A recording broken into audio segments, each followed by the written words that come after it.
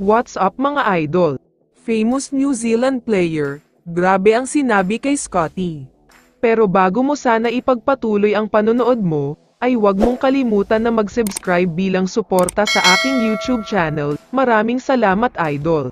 May isisingit lang tayong balita, dahil ngayong araw ng linggo, November 24 ay gaganapin na ang second game ng Gilas Pilipinas sa second window na ito, at ang makakaharap nga nila ay ang bansang Hong Kong.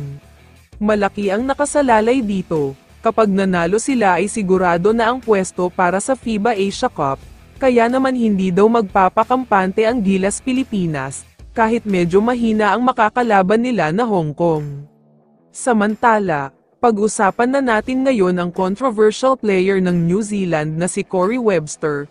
Alam naman nating lahat na trending siya ngayon dahil sa komento niya sa Gilas Pilipinas, at sinasabing nang dadaya nga daw tayo.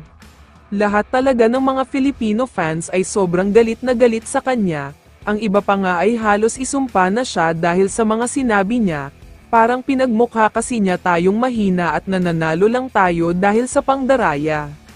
Pero hindi lahat ng mga sinabi ni Corey Webster ay negative.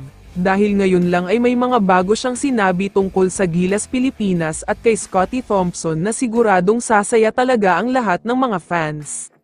Unahin na natin ang sinabi niya sa Gilas Pilipinas. Ayon sa kanya ay may talent daw talaga ang Gilas na nakaharap niya. Hindi na nga daw siya nagtataka kung bakit nanalo ang home team, dahil matindi ang mga players at ang coach. Pero kung may isang player daw na talagang nakakuha ng atensyon niya, ito ay walang iba kundi si Scotty Thompson. Ibang klaseng depensa daw ang meron siya, dahil nahirapan daw ng husto si Webster dahil sa depensa niya.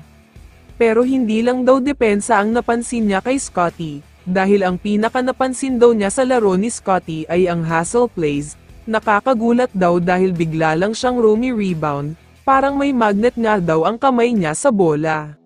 Inamin din ni Webster na isa sa game plan nila ay ang mapigilan ang usual na ginagawa ni Scotty, pero hindi nga daw nila nagawa ito dahil nakakuha pa din ng mga offensive rebounds, kaya sobrang impressive daw talaga.